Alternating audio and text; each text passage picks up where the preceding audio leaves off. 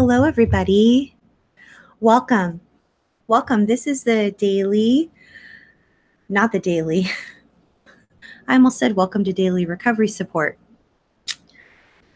Rewind. That goes in the bloopers file, which we don't have because this is live. This is the global community for adult survivors of childhood trauma.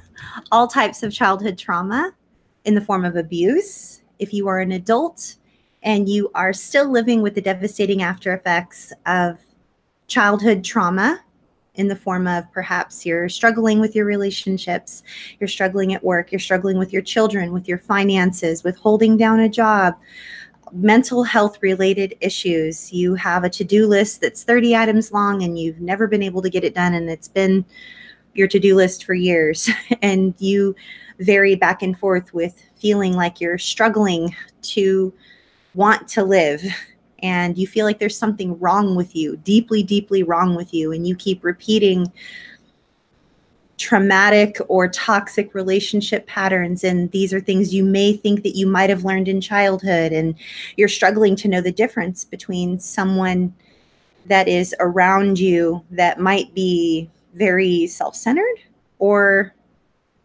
are they actually pathologically abusive? Were you raised in an environment with people that constantly invalidated your existence, or perhaps your needs didn't matter? You needed to show up in a way when you were growing up that meant that you could show up any which way and morph into a different person on any given day and walk on eggshells because you never knew what mood someone was going to be in, or you needed to think 12 steps ahead of everyone around you so that your abuse didn't get bad or worse, or so that they didn't withhold love from you, or perhaps you never felt approved of. You've never felt accepted by your family of origin. Perhaps your parents' needs are the only needs that mattered. Perhaps you were even told in words or in the withholding of love or with other actions that perhaps you either shouldn't have been born, or the only reason you were born is to do chores or to weed the fields or to muck horse corrals or to vacuum the carpet, do the dishes, clean the bathroom, scour the tubs, whatever. Were you raised in an environment where all the other kids' parents, many of the other kids' parents, showed up at all of the band concerts and the choir recitals, or if you were in marching band, the football games, or did you have, different sporting events and swim meets and different things that you wanted to participate in, but you weren't allowed to participate in those things because your job was to do different chores around the house, or maybe your family never showed up to support you in your endeavors, or you were told that you were never going to amount to nothing, that you were nothing, or that you're just like your father, or you're just like your mother, or that you're lazy, or you're spoiled, or you should just be grateful. These are all, in and of themselves, on their own, some of them seem like they might not be quote unquote abuse, but over time and connected with all of the things that imply and add to what it is that we're describing, that is an environment that is not conducive to sanity for anyone to grow up in. If you didn't feel safe in your body or in your environment growing up because your needs didn't matter, or because the only ones that mattered in your household were fill in the blank. Perhaps it was your siblings. Perhaps they could do nothing wrong and you were the scapegoat. Or there are so many different dynamics that we could spend the entire video sitting here and giving you examples. But if you believe that you were raised in an environment where your upbringing was pathologically abusive, meaning that it was pervasive, it was personal, and it seems permanent, and it's never changed, and these types of character flaws are what makes up that individual that you were raised with or raised by, then chances are you weren't surrounded by people who were just a little self-centered. Because let's face it, we can all be a little self-centered, especially if we're hangry. Like, if you just are like hungry and you just haven't eaten in a while, and then all of a sudden you just want to bite everybody's head off, or you're just like, get out of my way, what's wrong with you? The whole world just feels like it's going to collapse and everyone's on your very last nerve. well, you just need something to eat. But that's likely not how you act 24/7, 365 toward every single person in the whole wide world, except for your very favorite person, which may change depending on the way the wind blows or if they stay in your good graces long enough. So there's a huge difference between people who show up in the world in a way that points to them being a little self-centered versus showing up in a way that literally is soul destroying to those around you. The beautiful souls that show up on this YouTube channel every single week and have showed up every single week for 4 years. It's 4 years today. Happy 4-year anniversary to everyone here. I'm so excited. We started off with 0. 4 years ago today, 0 of you were here. We're making videos for 0 people. And then now, 4 years later to the day, 5,000 of you almost. It's amazing. And you're in 183 countries, 186 countries. Anyway, I'm so humbled. You guys are the reason this place is amazing. And you guys are the reason why I get to do what I love to do. And many of you were raised in an environment that I just described, by people that I just described. And I wasn't describing people that are a little self-centered. I was describing people who are dangerous and shouldn't be raising children, perhaps, maybe. The devastating after effects of narcissistic abuse and other types of pathological abuse are numerous, countless, and they cause suicide. If you're in crisis, please, Poppy is our amazing intern, and she is pasting crisis information in the chat box for you right now.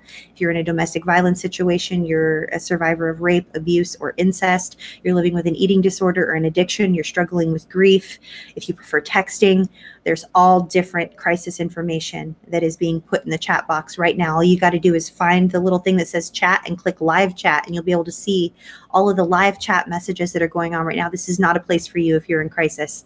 This is a place for you if you are simply educating yourself on how you want to feel better. Because we're not just going to sit here and talk about how crappy life is and how horrible these people are. We're going to help you feel better and make sure that you have the tools that you need to get better, because that's what we're here for. We're here to help you guys. So thank you to Matt for moderating every single week. You're amazing. I appreciate you. Thank you to Shannon. Thank you to all of you who show up every week. Still thinking of and praying for Harriet, who is living with leukemia, going through chemo, and hopefully coming back soon. In the meantime, Mark and his entire team are adding closed captioning for the hearing impaired on this channel, as well as Angie Atkinson's channel. So special thank you to Mark and his team. You guys, this is like grown into a thing that is so big.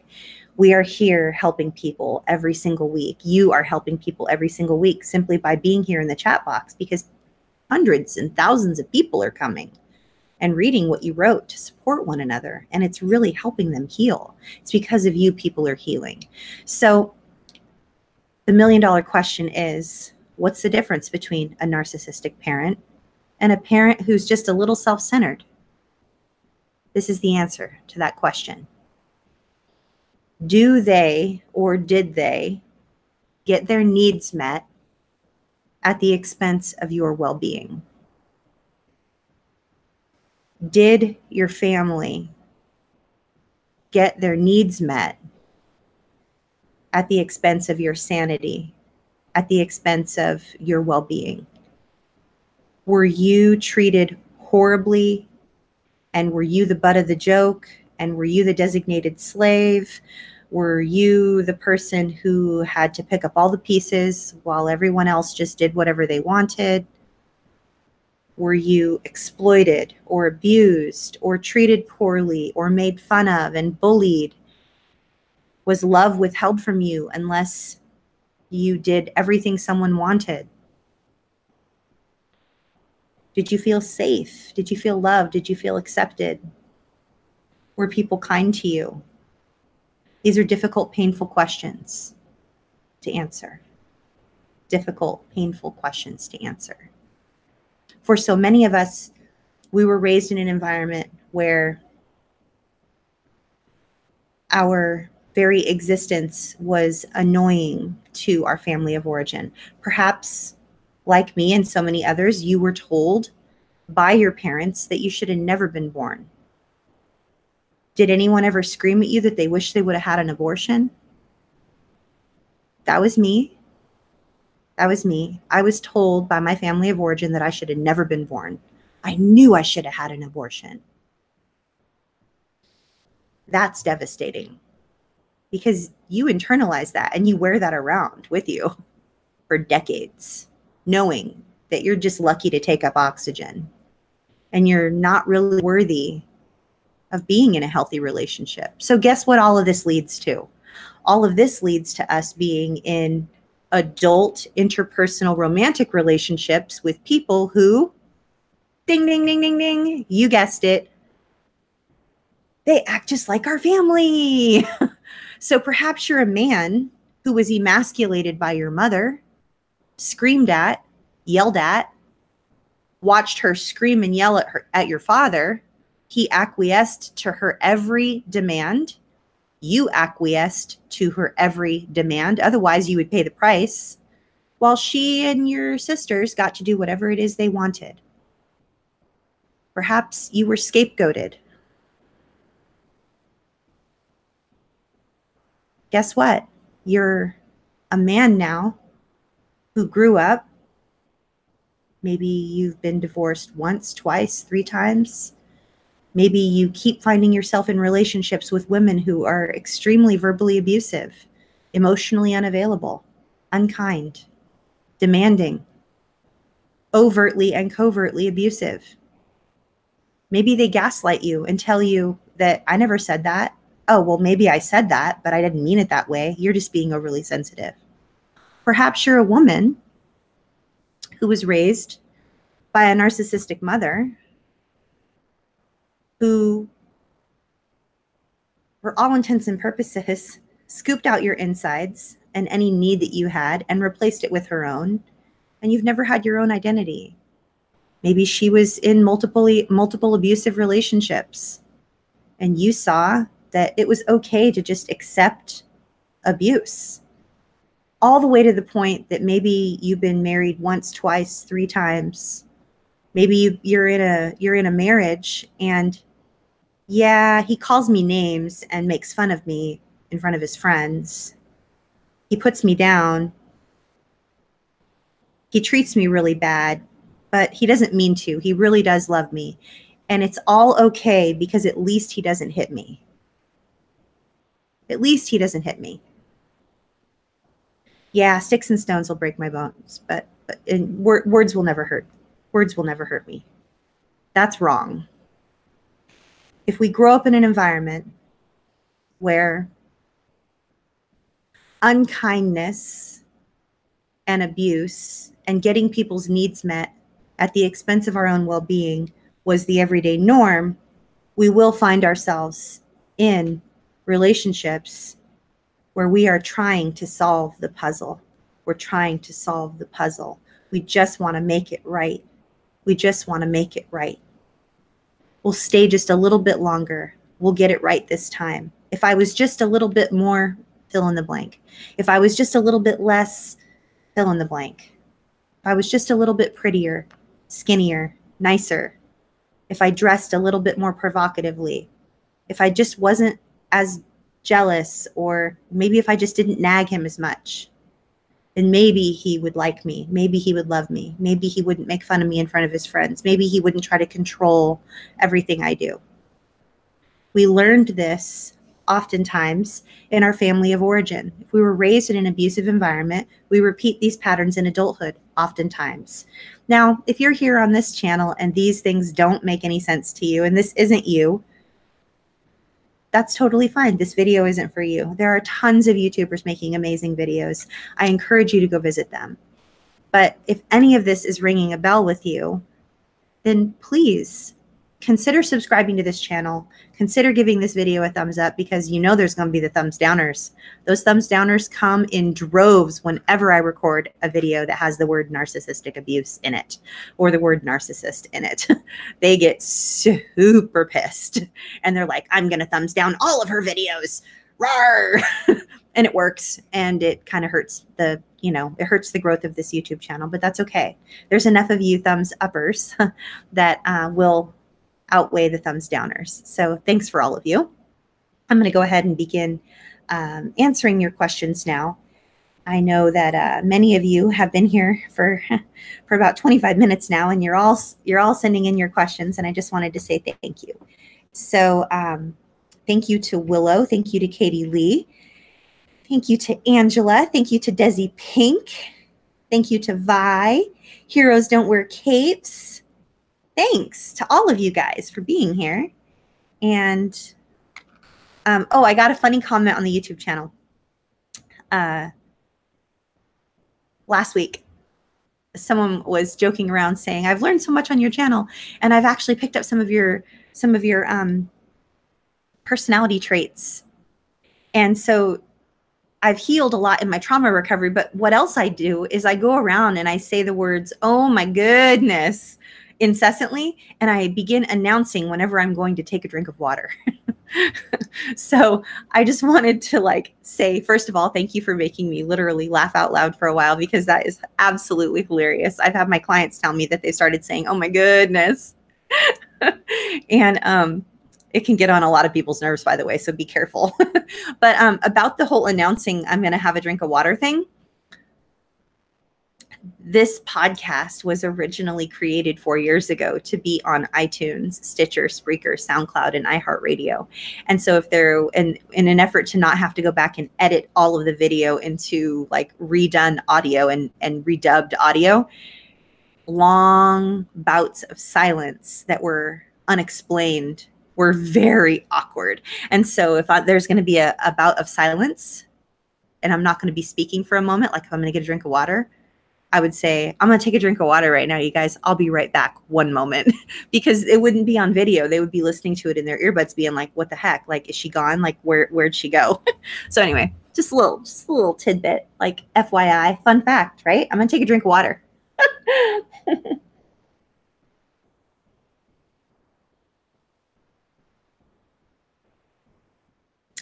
Okay, so for the next 30 minutes,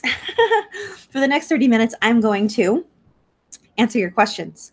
I'm going to answer Willow's question first. Willow says, how much does cognitive dissonance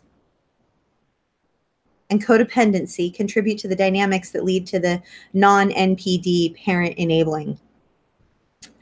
I would say 50%. Willow, I'm guessing 50%. No, but really, I think 50% of our enabling parents comes from cognitive dissonance. Ooh, I should say something. Oh, but I can't say something.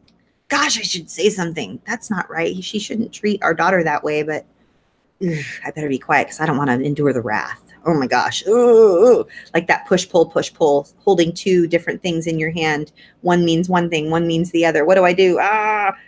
So I think it's 50% the cognitive dissonance plus codependency, which is what I just described. And then I think that the other 50% is their upbringing. I do believe that perhaps they were raised in an environment where either A, abuse was tolerated, or B,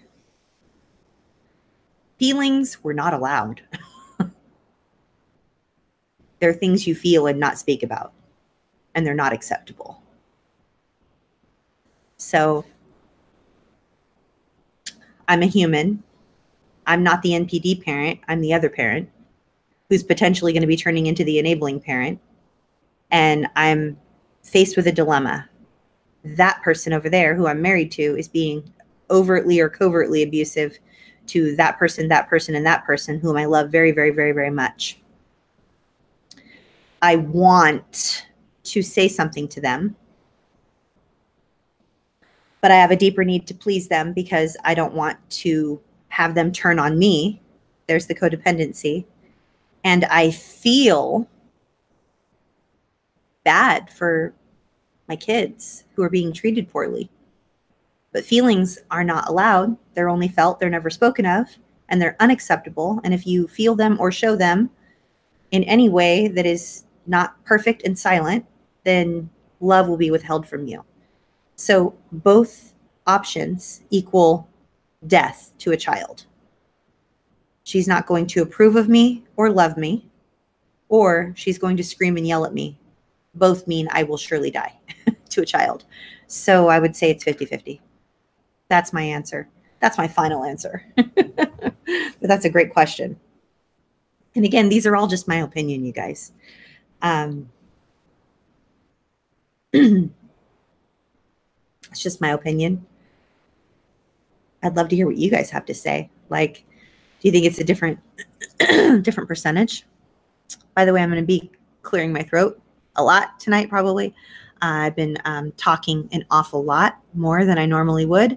And the weather is really, really weird here. And there's a hurricane warning and hurricane watch and all that. So I've been dealing with a lot of different situations. So if I'm clearing my throat an extra awful lot and I sound like I'm coming down sick, I'll probably be fine by Monday.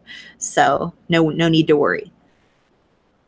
Katie Lee says, would denial and cognitive dissonance contribute to a non-NPD parent having self-centered / narcissistic tendencies? Yes, I would say denial, magical thinking, and cognitive dissonance. I think Katie Lee, denial plus magical thinking plus cognitive dissonance is like the perfect recipe for a non-personality disordered parent to jump in and take part in the abuse, not speak up about the abuse. They magically think that it's all gonna, if they join forces, it's gonna be fine and it'll be over quicker. They know they should say something, but they don't say something because they don't want to be abused themselves. And I think it's worth noting here that the enabling parent doesn't just get off the hook as like the perfect parent. When our enabling parent is enabling abuse, they are usually our hero growing up. Why are they our hero? In our adult selves, we're looking back and we're like, wow, they were a weak piece of crap human being who didn't stand up for me and allowed me to be abused for decades. WTF. But as a child, they weren't the evil one. They weren't the one causing all the pain. Yeah, they didn't say anything. Yeah, they didn't do anything. Yeah, they didn't rescue us all the way. Yeah, they didn't rescue us all the time.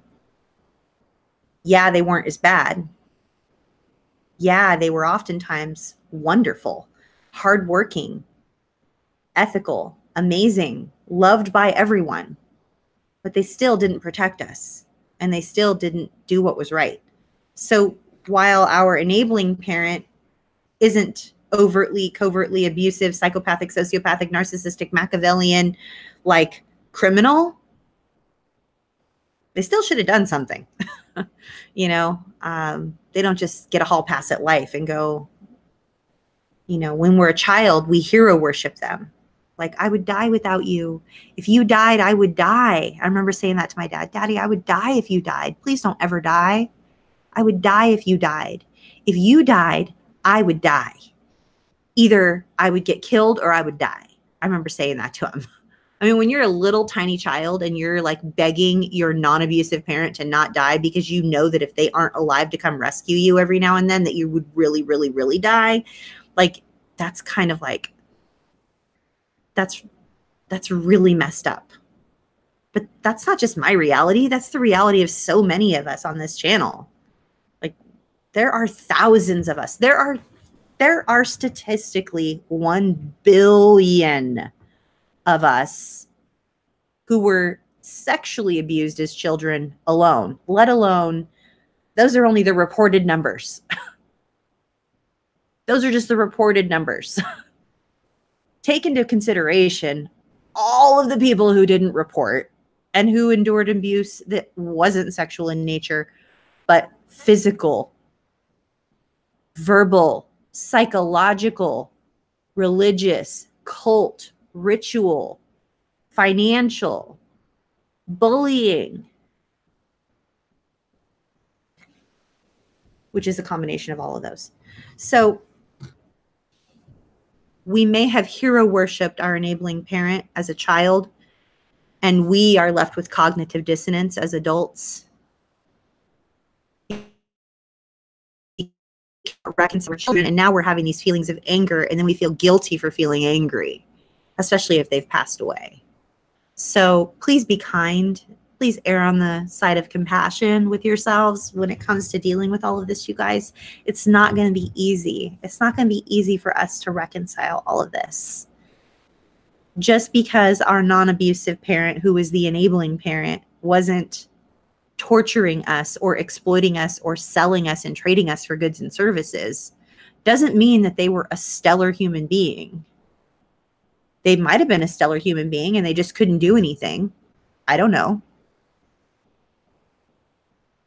But they don't automatically get considered a stellar human being because they weren't abusing you overtly and exploiting you. It's worth considering. It's painful. This is painful. It's going to continue to be painful. It might even get more painful than it is right now.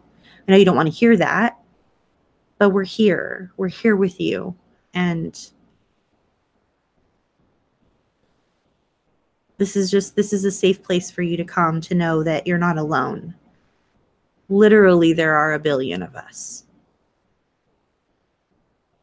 Maybe more. Likely more.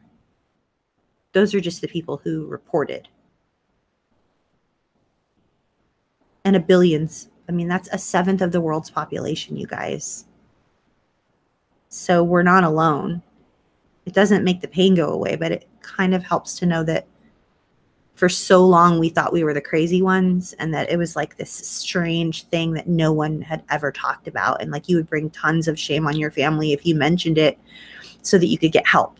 But now you can get help and know that you and 1 billion others are getting help now. Many of you are getting help now. Many of you are reaching out to organizations and getting virtual help and reading books and, you know, subscribing to blogs and listening to podcasts and watching videos and joining safe groups that are virtual, and it's just amazing. So Angela says, what are some resources for children of self-centered parents, but that were not NPD? Most resources I see are for NPD related. Angela, I'm so glad that you asked this. So there is a website, I want to say it's like childhood.gov or something, childservices.gov. Oh. Anyway, there's a government organization. Oops, excuse me. There's a government organization. And then let me also find this one gal's website. Can someone ask Angela M? Can you tag Angela M and make sure she knows I'm answering her right now? Because I want to direct her to a website. And if someone could please make sure that Angela M gets this particular website. One moment, please.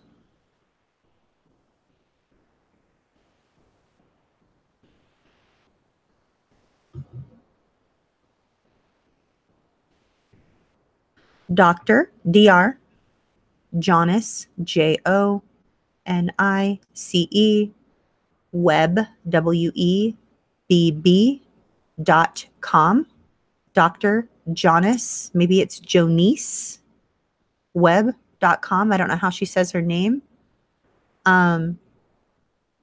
She has written a lot of resources and has communities and does a lot for adults who were raised in an environment where parents may have been self-centered. And And maybe they weren't even overtly self-centered. Maybe they just were very introverted and very quiet and didn't know how to meet the emotional needs of their children.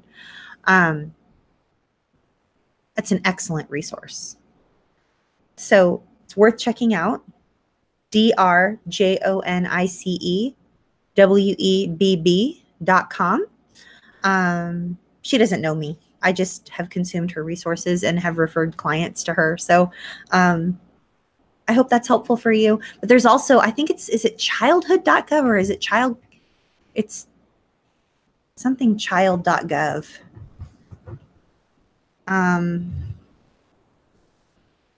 It's a government organization located here in the United States that helps children who may have come from homes that were not necessarily abusive, but where their needs just weren't met and they didn't really thrive and they don't really feel loved.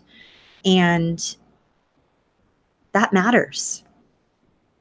It just matters, you know? But I would try the gal, Dr. Webb, that I referred you to just now. She's been extremely helpful. So let me know if that helps, Angela. Okay. Desi Pink says, does jealousy that leads to abuse point more towards narcissism or self-centeredness? I heard daily that I was getting everything handed to me on a silver platter since I was a foster child.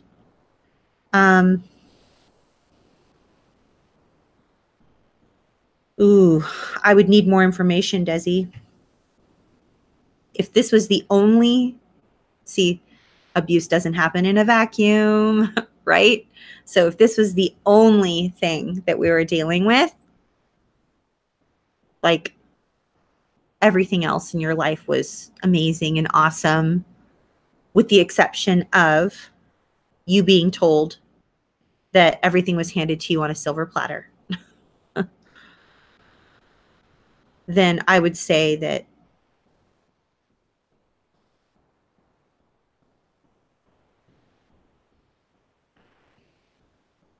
that might be a self-centered person and that your emotional needs were not being met.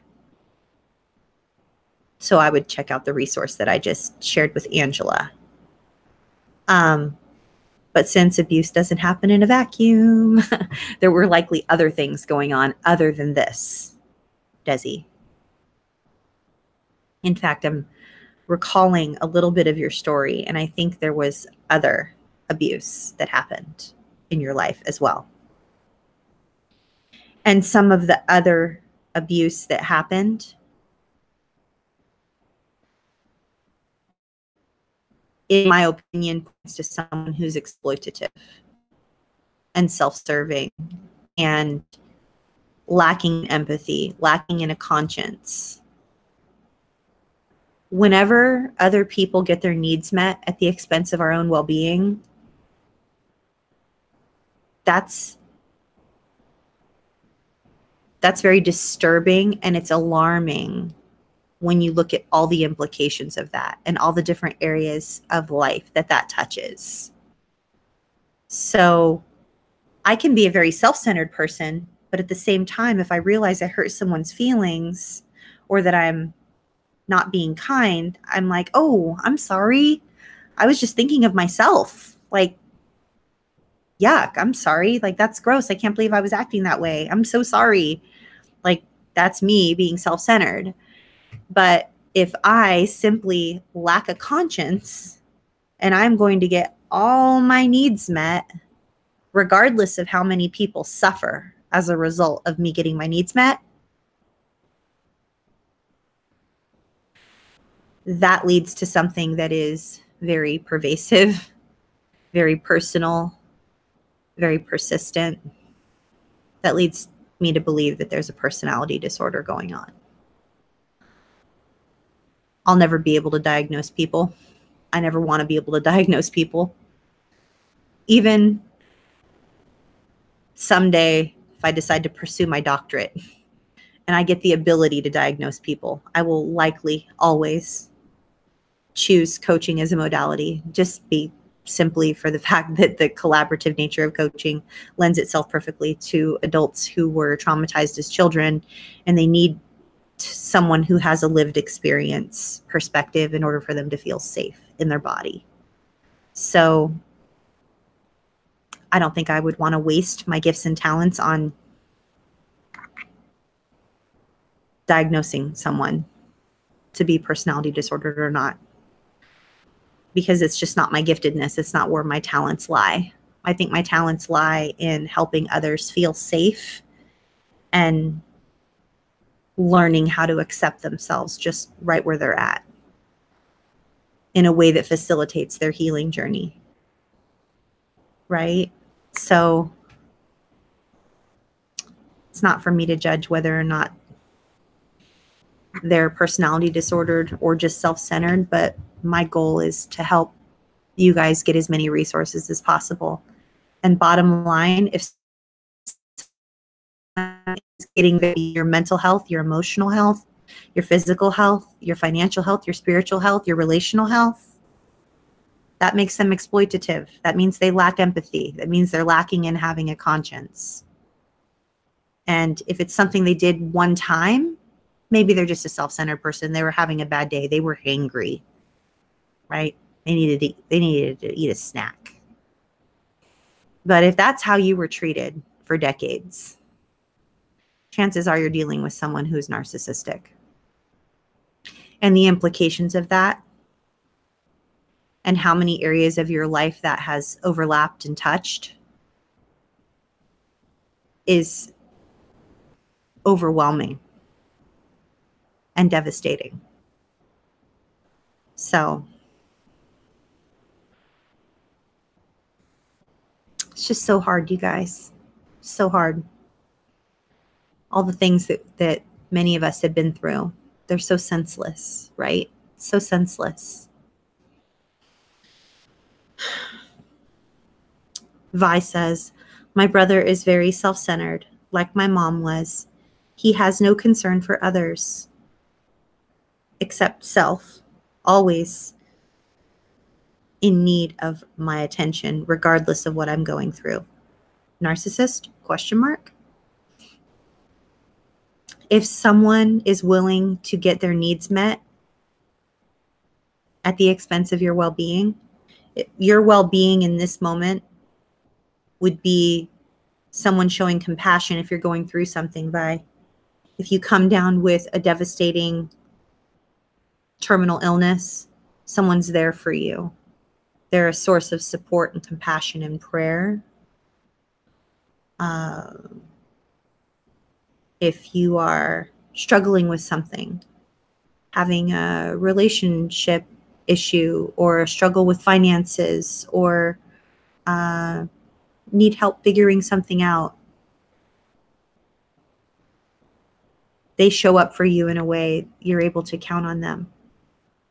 And if it sounds as though he has the inability to do that, that he is desperate for your attention, regardless of what you're going through, that leads me to believe that he is getting his needs met at the expense of your well-being. So therefore, I would say that he has highly pronounced narcissistic traits. Let's all just breathe for a second and let's just talk about something important, okay? Let's talk about reciprocity. What is reciprocity? What is reciprocity? Reciprocal. What is something that is reciprocal? Gosh, that means that if you and I have a relationship that is reciprocal, that means that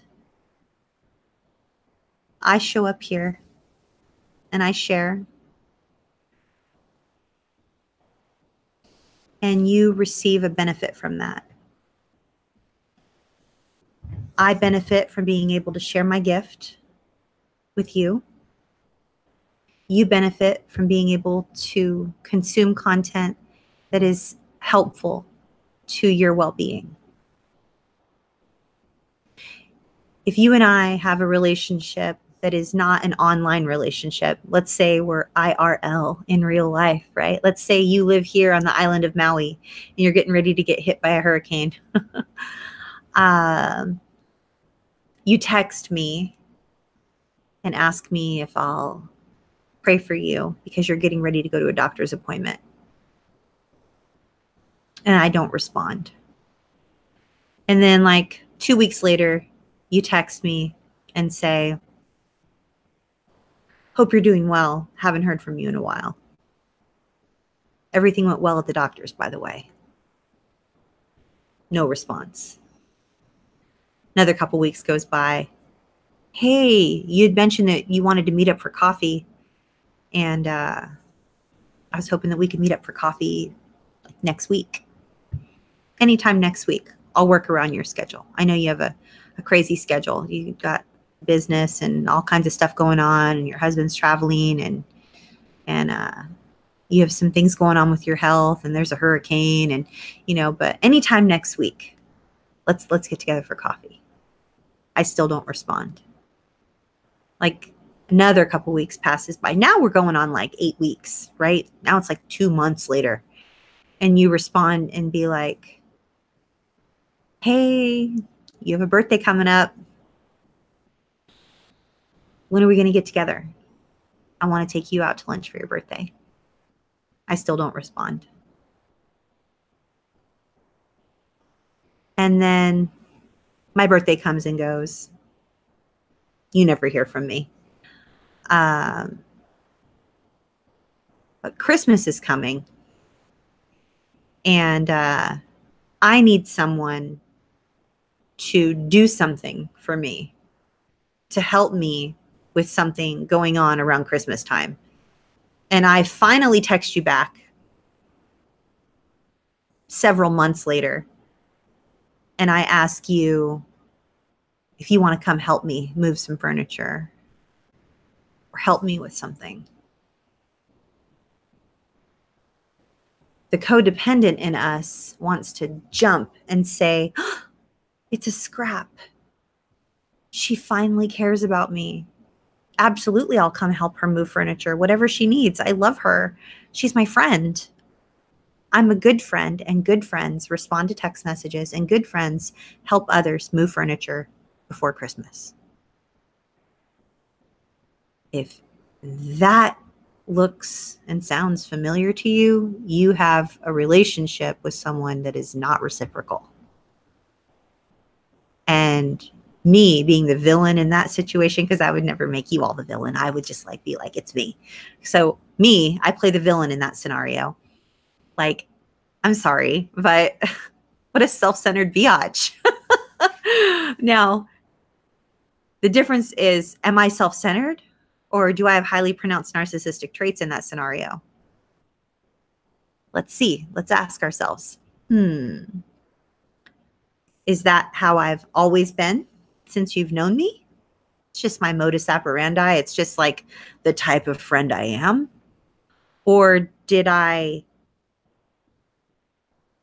lose 6 people in my life last year and attended 6 funerals, traveled 4 times to the mainland for different situations, had surgery, moved 3 times, sold a house, and I'm going through something. And so maybe I'm like in a really consumed, horrible place. And even if all that was true, which it kind of is, because I just described a whole bunch of stuff that I went through last year, I still didn't not respond to someone who texted me 12 times over the course of several months. I would never, ever, ever do that on purpose. Seriously, I would never do that. And if I did ever not respond to something like that, you guys, I'm really sorry. No, there are emails that I get and it takes me 6 months to respond, but I usually will respond. So what I'm saying is, healthy relationships have reciprocity. Healthy relationships have reciprocity. Okay? Relationships go both ways. You message me, I message you. You email me, I email you. You call me, I call you. You drive to meet up with me for coffee, I drive to meet up with you for coffee. Reciprocity. Reciprocity is a hallmark of all healthy relationships. Now, if someone that you know is not always like that, and that's just like a one-off situation. Let's say I didn't respond to one of your texts like once or twice, but I usually respond. Chances are I'm not a narcissist. Chances are I'm just going through a hard time, or I'm self-centered, right? But it's important for you to know what is okay and what is not okay, what you will accept and put up with, and what you won't. It's important that you know. You're the only one that can choose what you will put up with and what you won't put up with. But I want to encourage you to check in with yourself. What feels safe to you? Example, I was raised by a very tyrannical, overtly, narcissistically, psychopathically abusive person. And he's very emotionally unavailable and had the inability to emote and show human response, like a human response to something. So whenever I'm around people who lack the ability to show a human response, it triggers me into an emotional flashback. I feel like I'm small and being delivered back into the arms of someone who is extremely exploitative and abusive. Am I small right now? Not really. I'm getting smaller because I've been losing weight, but like, I'm not small right now. But if I'm triggered into an emotional flashback, I don't know that in the moment. I feel very small, and I feel unsafe, and I feel like I don't want to be around this person. I feel horrible about myself when I'm around this person. Why? Because they have the inability to emote and to have a human response to something. Like, that's just not something I want to allow in my life right now. It's not what I want. I don't want to be around people who lack human emotion, and I don't want to be around people who are narcissistically, psychopathically, crazy, tyrannical, and abusive. Like, I just don't. So it's important for you to ask yourself what you will and won't put up with. Heroes Don't Wear Capes says, codependency is kind of self-centered when I think about it. Managing emotions, using others to meet your needs for approval, to be accepted, seeking validation, etc. Thoughts? It's interesting that you would say that heroes don't wear capes, because in our own way, it is rather narcissistic, but in this strange, self-defeating, self-sabotaging sort of way. And we don't even know we're doing it, because likely when we're codependents, we were programmed to be codependent, right? So the quick answer is, yeah, on the surface, it does look like that. But if you dig a little bit deeper, if you look at a person who exhibits codependent tendencies, while they can get sucked into a vortex of wallowing in their own self-pity, because what you've just described is a recipe for self-pity, heroes don't wear capes. So those who wallow in pools of self-pity end up exhibiting highly pronounced narcissistic traits in a very covert way. They show up as vulnerable narcissists, covert narcissists. Some of them show up with borderline tendencies, very exploitative in nature. They're sort of using your abuse to make them look like the victim. So yes, however, these people that you've described deserve a little bit of compassion. I'm not saying you allow them to suck you dry, because they will. Because chances are they were born into an environment where this is the only way they stayed alive. Like, this was their survival tactic. Because I don't think anybody does this kind of thing on purpose, right? Unless they lack empathy, and then they could be comorbid, borderline, and narcissistic. So, yeah. But yeah, it is kind of self-centered. It is. But I do have compassion for those who are struggling in those areas, because I know what it's like to be born into a situation and be programmed to live a certain way in order to survive. But as we heal and we get healthier over time, then we're less self-centered and less wallowing in pools of our own self-pity, That's the goal, at least. I mean, I was the chief wallower in the biggest pool of self-pity. And I'm not anymore, but I was for quite some time because I just didn't know any other way to be. I was so used to being victimized. It was ridiculous, you know?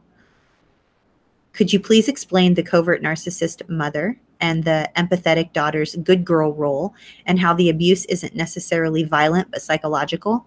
Yes, I can. And then after that, I have one more question from Chris. So thank you, Chris, for sending in your question. So the covert narcissistic mother is a mother who is typically married to, and this is just one scenario, there could be 40 or 1,000, I don't know, but I'll just give you one scenario.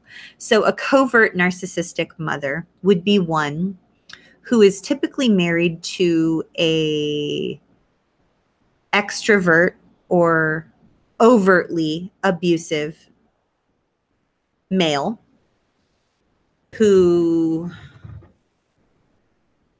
can be verbally abusive, sometimes physically abusive. And so therefore she gets to play the victim. And that's typically a dynamic that I see often, where the mother who is covertly narcissistic justifies her covert narcissism because she's a victim of someone else's abuse. And so what ends up happening is the empathetic daughter lives her entire life wanting to rescue the mother who is clearly the victim of the father who's overtly abusive. So that's simply one scenario. But basically a narcissistic mother with an empathetic daughter, the daughter spends her entire life not only trying to become psychic so that she can meet the expressed and unexpressed needs of the mother, but she tries to be perfect. She tries to, and then when she gets older and she realizes that she can't be perfect enough, then she tries to fix and be the mother's therapist, or fix the mother's house, clean the mother's house, fix the mother's car, do everything for the mother. Because she truly believes that if she is able to be enough or do enough to the covert narcissistic mother, then she will have solved the puzzle from birth. And that's the good girl role. And it's these good girl daughters that struggle the most, because if they do ever gain the courage to go low contact or no contact with the narcissistic mother, they live lives filled with guilt that is literally debilitating guilt, because they see the mother suffering and they know that they know how to help the mother, in air quotes help, because it's really not helping. You're enabling her neuroses is what you're doing.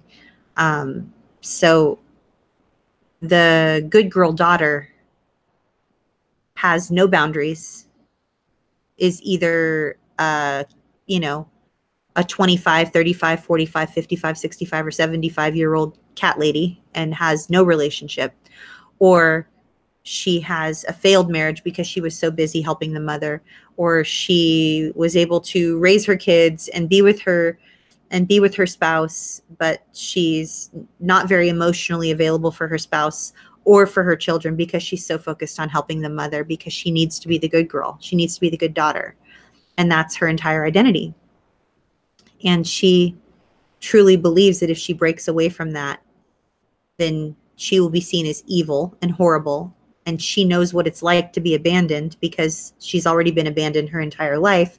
She likely had an overtly abusive father who was emotionally unavailable, and she has a covertly abusive mother who has sucked the life out of her. And so she has nothing left. She doesn't have anything. She doesn't have anyone. And so she is resigned to a life of allowing the mother to call her or text her or invite her places or do things for her, even though she feels like she doesn't exist, or that she's a horrible person, or that she wants to die, or that life is absolutely miserable whenever the mother does get in contact with her. Because the mother, in her own covert way, will ask questions that will elicit a response from the good girl daughter that are just disappointing. You know, like it's always the questions that are asked by a covertly narcissistic mother are always questions that elicit a response from the good girl daughter that point to the fact that the good girl daughter will never be enough. She isn't enough. She's not popular enough, skinny enough, pretty enough, rich enough, kind enough. She's just never enough. She's never going to be enough. And so the covert narcissistic mothers are famous for asking on the surface thought-provoking questions, but they're not really thought-provoking. They are there to elicit one response and one response only, and that response is to point to the fact that the daughter is nothing and she will never be anything. Unless the mother can sense the daughter is waning in her ability to be fully present to the mother, then the mother will love bomb her, praise her, and tell her how amazing and beautiful and perfect she is to build the daughter back up just enough so then the daughter can start the cycle all over again and begin caretaking the covert narcissistic mother. So that's not violent. Nothing I shared with you is violent right there. But it's psychological abuse. It's psychological warfare. It's terrifyingly debilitating to be in that role. Because she just plays the victim. And then just when you think you're going to slip away and that you have grounds for like, that's it, I'm walking away, I don't want to speak to her anymore, then she'll love bomb you, or something terrible will happen, or she'll come down with a devastating terminal illness, or someone will die, or she needs help, or she's fallen and she can't get up, or the car is broken, or you know, something, or it's your father, you know how your father is, it's your father again, you know, oh, what are we going to do with him, type of a thing. So again, the covert narcissistic mother isn't necessarily physically abusive. In fact, she sometimes pretends to be the best friend, and she just sucks the life out of the good girl daughter. So, and then the good girl, in air quotes, would never not honor her mother, right? Because she's a good girl. So if she even thinks about having healthy boundaries, oh, she's a horrible person. And every day, all day, every day, that's the message she hears in her mind. I'm a horrible person. I'm a horrible daughter. I should just be grateful. So many people in this community have lived through so much. They've been beaten and sold and traded for goods and services and exploited and trafficked. And here I am. And my only complaint is that my mother talks to me too much or expects me to solve her problems. I should just be grateful. And then that message, which is a lie, by the way, it's a lie. That message will keep you stuck forever. And then you will, if you don't commit suicide, you will wish that you did. And so what I'm telling you right now is please don't fall into the trap of the good girl, please, because there are more good girl daughters of covert narcissistic mothers out there that have passive and active suicidal ideation, more than I can even count. I could probably copy and paste my response to all the emails like 10 times a day, to the number of emails that I get from people who are in a similar situation to the one I just described. But I can't copy and paste because then I just feel like I'm not a good girl. Like good people don't copy and paste emails. Good people type it all out each time and they give a personal response to everything. So yeah, whatever you do, don't fall into the good girl trap, because you will end up hating yourself or worn out or just thinking that you just need to take a nap for 30 days. And then maybe if you didn't wake up, it would be okay. And if that's how you're feeling, please reach out and get help from a good trauma-informed therapist, because man, I'm telling you, life is worth living. And the life I just described with the covert narcissistic mother and how she's sort of sucked you in, not worth living. Like it's worth establishing and maintaining healthy boundaries. It really is. So you're the only one who can decide what healthy boundaries you want to have though. So don't let anybody just like tell you what your boundaries need to be, unless you've hired them to tell you. If you've hired somebody to tell you and to help you to set good boundaries, then good for you. That's accountability. But otherwise, no one can make those decisions but you. You're the only one. So please take care of yourself and be kind. If you're one of the good girl daughters that just listen to all of that, okay? Please be kind to yourself. You're worth it. You are. Last question of the night. Chris Avalos says, how does someone escape the victim mentality in order to gain new strength and heal? One of the best ways to escape the victim mentality, Chris, is by learning what healthy boundaries look like. What's a healthy boundary versus a rigid boundary versus a porous boundary? And then learning what unsafe characteristics are versus safe characteristics, and vow to yourself that you will cultivate safe relationships and that you will establish and maintain healthy boundaries. Ooh, I have a screen share somewhere. I do. I have a screen share somewhere. I might have to walk into the other room. We might have to go on a little walkabout together, but I have a screen share. Let's see.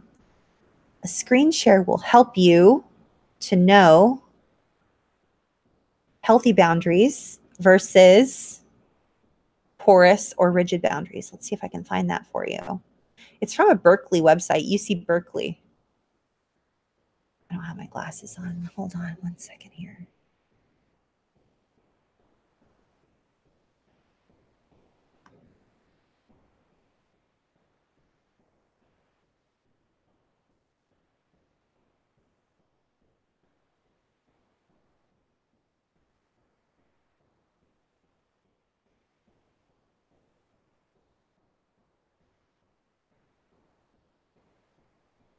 Here we go.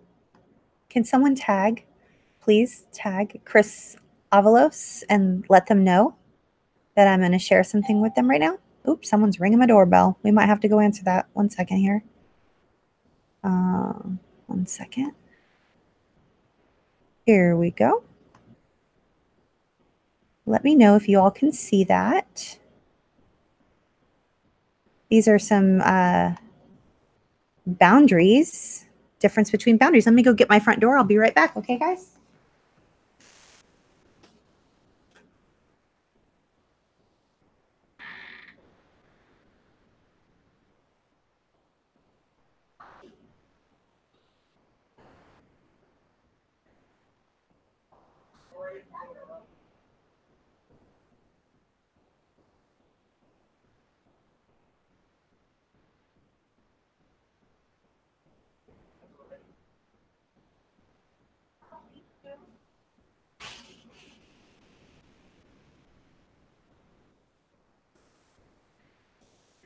Okay, guys, sorry about that. I'm back. It was the FedEx guy delivering a package. So sorry about that. So here we go, Chris Avalos. This is one of the best ways to get out of the victim mentality and gain new strength to heal. We identify, and it's important to know, I'm going to just page this down a little bit. It's important. Oops, let me see if I can do this. Here we go. There we go. Most people have a mix of different boundary types. For example, someone could have healthy boundaries at work, porous boundaries in romantic relationships, and a mix of all three in their family. One size does not fit all. The appropriateness of boundaries depends heavily on the setting. What's appropriate to say when you're out with friends might not be appropriate to say when you're at work. And then I think one of the most important things that is said here on this little handout is that some cultures have very different expectations when it comes to boundaries. For example, in some cultures, it's considered wildly inappropriate to express emotions publicly. And in other cultures, emotional expression is encouraged. So that being said, I know that a lot of the people that watch this particular YouTube channel are here in America. But there are, like I said earlier, many of you who are in 180 something other countries.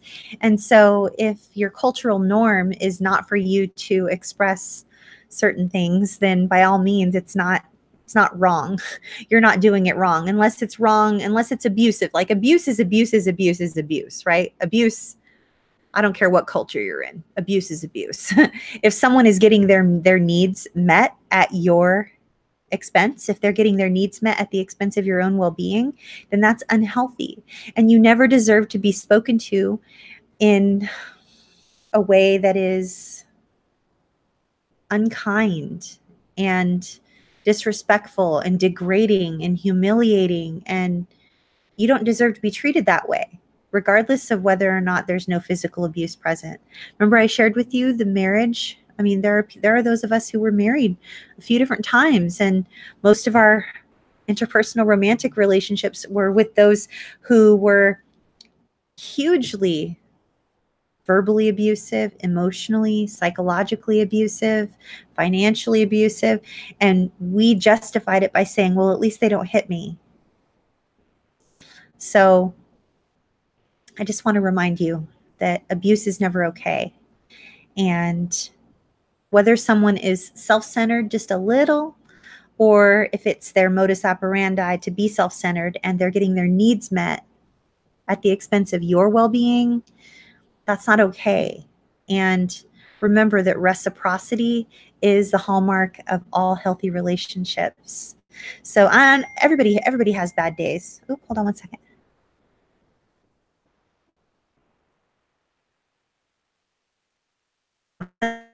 Text from, what's this? Sorry. So yeah, please just remember that, you guys. You know, the goal of you being here on this channel is for you to make your sanity a priority, right? We want you to choose your sanity over the approval and the control of other people. We want to help you to choose your sanity and make your sanity a priority. Your sanity is way more important than their approval and their control.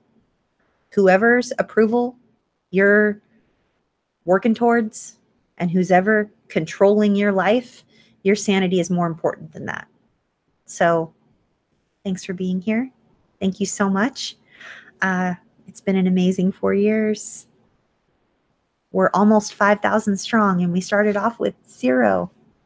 There were 0 of us.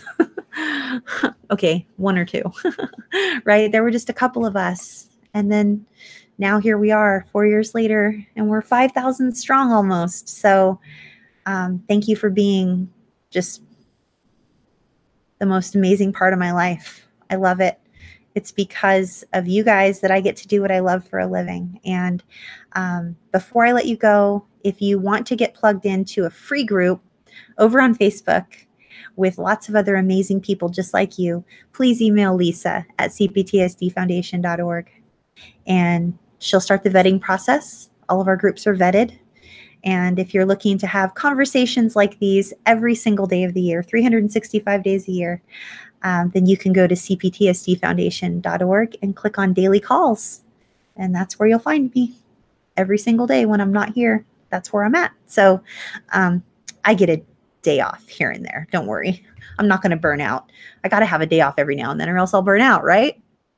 But you guys are amazing. I'm just so grateful. So come back here every Monday, 6 p.m. Pacific, 9 p.m. Eastern. Or I'll see you over on our daily calls.